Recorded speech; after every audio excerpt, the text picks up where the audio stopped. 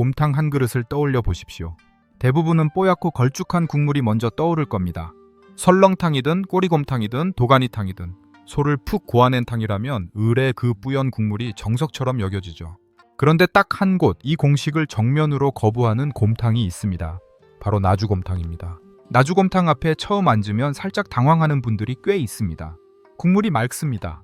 거의 투명에 가깝다고 해도 과언이 아닐 정도로 밑에 깔린 밥알이 훤히 들여다보이는 수준이죠. 그래서 이런 반응이 나옵니다. 이거 제대로 끓인 거 맞나? 국물이 이렇게 맑으면 맛이 있겠나? 어쩌면 뼈를 덜 넣은 거 아닌가?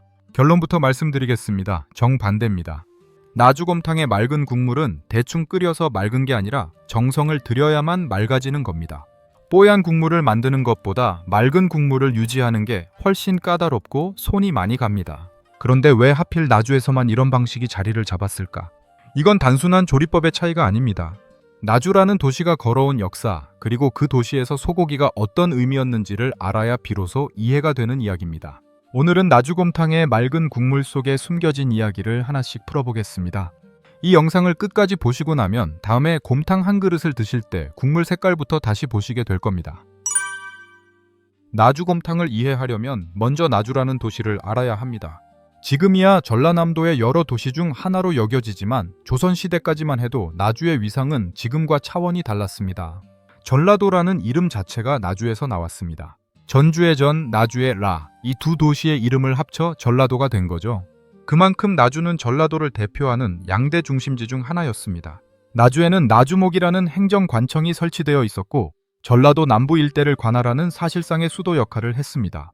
관리들이 모이고 군사가 주둔하고 사람과 물자가 몰리는 도시였던 겁니다. 사람이 모이면 시장이 섭니다. 나주 금성관 앞에는 큰 장터가 열렸고 이 장터의 핵심 중 하나가 바로 우시장이었습니다. 전라도 남부의 넓은 평야지대에서 농사를 짓던 소들이 나주 장터로 모여들었죠. 논농사에 쓰던 소가 늙거나 일을 못하게 되면 이 우시장에서 거래가 이루어졌고 자연스럽게 나주에는 소를 잡고 다루는 기술이 축적되기 시작했습니다.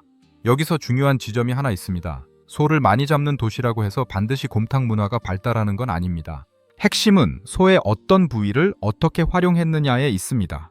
서울의 설렁탕은 뼈를 중심으로 발달했습니다. 사골, 도가니, 잡뼈를 오래 고아서 국물을 만드는 방식이죠. 이건 고기보다 뼈가 상대적으로 저렴했던 서울의 사정과 맞닿아 있습니다. 서울은 인구가 많고 수요가 넘치다 보니 비싼 살코기보다는 뼈로 국물을 우려내 많은 사람을 먹이는 방향으로 발전한 겁니다.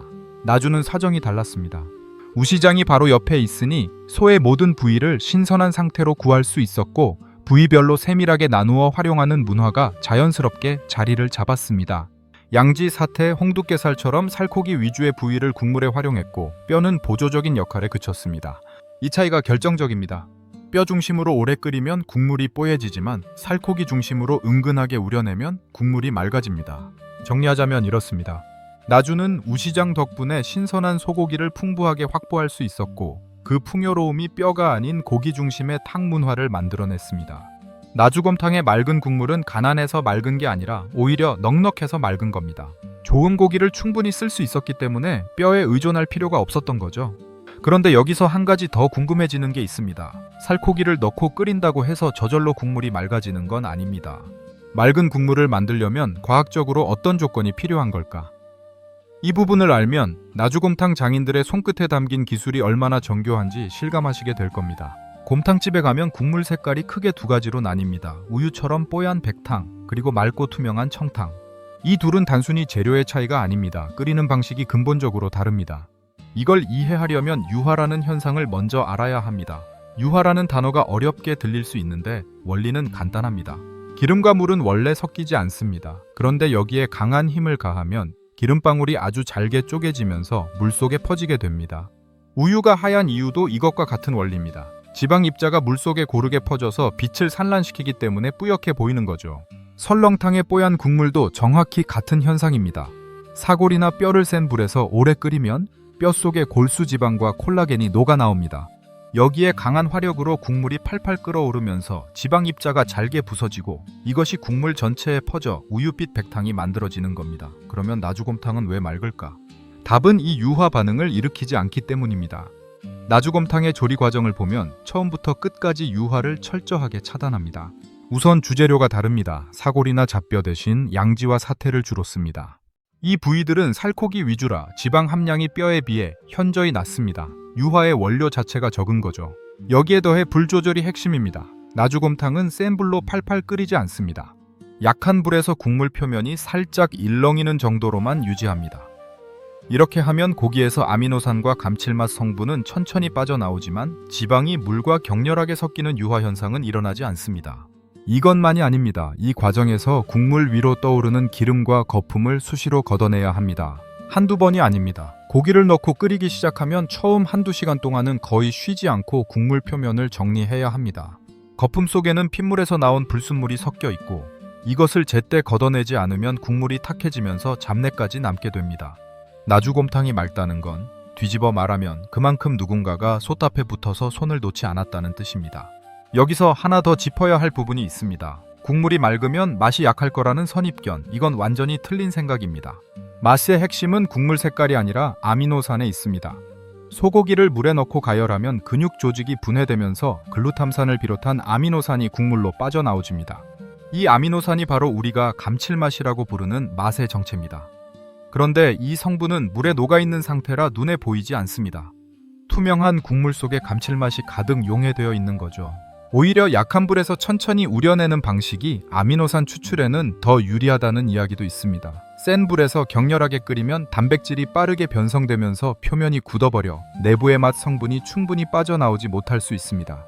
반면 약한 불에서 천천히 가열하면 단백질이 서서히 풀리면서 맛 성분이 국물로 온전하게 용출됩니다. 나주곰탕 한 숟가락을 떠서 입에 넣었을 때 맑은데 깊고 진한 감칠맛이 느껴지는 이유가 바로 여기에 있습니다. 정리하면 이렇습니다. 뽀얀 국물은 지방의 유화 현상이고 맑은 국물은 유화를 차단한 결과입니다. 나주곰탕은 살코기 위주의 재료 선택, 약한 불의 온도 관리, 거품과 기름의 반복적인 제거라는 세 가지 조건을 동시에 충족시켜야만 완성되는 국물입니다. 뽀얀 국물이 힘으로 밀어붙이는 방식이라면 맑은 국물은 인내와 정밀함으로 빚어내는 방식이라고 할 수 있겠습니다. 자, 이제 국물의 비밀은 풀렸습니다. 그런데 나주곰탕에는 국물 말고도 다른 곰탕에서는 좀처럼 보기 어려운 독특한 특징들이 있습니다. 밥을 말아내는 방식, 그릇 위에 올라가는 고명, 상차림 하나하나에 나주만의 이유가 담겨 있습니다. 나주곰탕집에 처음 가시면 국물 색깔 다음으로 눈에 띄는 게 하나 있습니다. 밥이 이미 국물 속에 들어가 있다는 겁니다.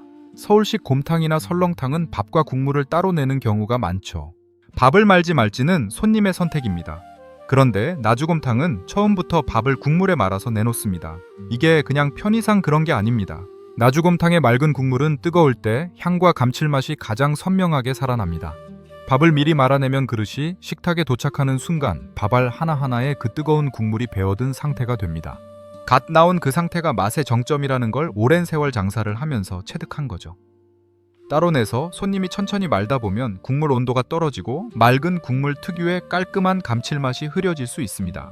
밥을 미리 마는 건 가장 좋은 상태를 손님에게 바로 전달하겠다는 일종의 자신감입니다. 고명도 독특합니다. 나주곰탕 위에는 얇게 저민 편육이 올라갑니다. 양지나 사태를 삶아서 눌러 굳힌 뒤 결대로 얇게 썬 고기입니다. 이 편육을 국물과 따로 접시에 담아내는 집도 있고 국물 위에 바로 얹어내는 집도 있습니다. 어떤 방식이든 핵심은 같습니다. 국물을 우려낸 그 고기를 버리지 않고 최상의 상태로 다시 손님 앞에 올린다는 겁니다. 국물은 국물대로, 고기는 고기대로 제 역할을 하게 만드는 구조입니다. 여기에 더해 전통 나주곰탕에는 수란이 올라갑니다. 수란은 끓는 물에 달걀을 깨뜨려 넣어 흰자로 노른자를 감싸며 익힌 것인데 이걸 곰탕 위에 살짝 얹어냅니다. 다른 지역의 곰탕에서는 좀처럼 보기 어려운 고명이죠. 수란을 톡 터뜨리면 노른자가 맑은 국물에 퍼지면서 국물의 부드러운 고소함이 더해집니다. 맑은 국물이라 이 변화가 눈으로도 보이고 맛으로도 뚜렷하게 느껴집니다. 뽀얀 국물에 수란을 넣으면 그 미묘한 변화가 묻혀버리겠지만 맑은 국물이기 때문에 수란 하나가 만들어내는 맛의 층위가 분명하게 살아나는 겁니다. 상차림도 눈여겨볼 부분입니다. 나주곰탕의 기본 양념은 대파 송송 썬 것, 소금, 후추, 이게 전부입니다. 고춧가루도 없고 된장도 없고 별도의 양념장도 없습니다. 이건 국물 자체의 맛에 대한 확신이 없으면 불가능한 상차림입니다. 양념으로 맛을 더씹히지 않아도 국물만으로 충분하다는 뜻이니까요. 소금으로 간을 맞추고 후추로 살짝 향을 잡아주면 그때부터는 순수하게 소고기 국물 본연의 맛과 마주하게 됩니다. 혹시 나주곰탕을 드실 기회가 있다면 한 가지만 기억하십시오. 처음 한 숟가락은 아무것도 넣지 말고 국물만 드셔보시길 권합니다. 소금도 후추도 넣기 전에 그 맑은 국물이 가진 본래의 맛을 먼저 느껴보시는 겁니다. 맑은데 밍밍하지 않고 담백한데 깊은 그 맛, 그게 나주곰탕이 수백 년 동안 지켜온 맛의 정체입니다. 오늘 이야기를 정리해 보겠습니다. 나주곰탕의 맑은 국물은 우연이 아니었습니다. 전라도의 중심 도시로서 우시장이 발달했던 나주의 역사, 신선한 소고기를 풍부하게 쓸 수 있었던 환경, 그리고 살코기 중심의 재료를 약한 불에서 정성껏 우려내는 조리 기술, 이 모든 것이 맞물려 만들어진 결과입니다. 뽀얀 국물이 나쁜 게 아닙니다. 설렁탕에는 설렁탕의 역사가 있고 꼬리곰탕에는 꼬리곰탕의 이유가 있습니다. 다만 나주곰탕이 보여주는 건 같은 소를 가지고도 전혀 다른 방향의 맛을 만들어낼 수 있다는 사실입니다. 센 불 대신 약한 불을 택하고 뼈 대신 살코기를 택하고 뿌연 풍성함 대신 맑은 깊이를 택한 것. 그 선택이 수백 년을 이어져 하나의 고유한 맛이 된 겁니다. 우리가 음식을 먹을 때 보통은 맛있다 혹은 맛없다로 판단이 끝납니다. 그런데 그 한 그릇 안에 도시의 역사가 녹아있고 장터의 활기가 배어있고 솥앞에서 거품을 걷어내던 누군가의 시간이 담겨 있다는 걸 알고 나면 같은 한 숟가락이 다르게 느껴지게 됩니다. 다음에 곰탕을 드실 때 국물 색깔을 한번 유심히 보십시오. 뽀얘도 좋고 맑아도 좋습니다. 다만 그 색깔 뒤에 어떤 이야기가 있는지 아는 것과 모르는 것, 그 차이는 꽤 큽니다. 오늘 영상이 유익하셨다면 좋아요와 구독, 그리고 알림 설정까지 부탁드립니다. 맛의 근본, 다음 이야기에서 뵙겠습니다.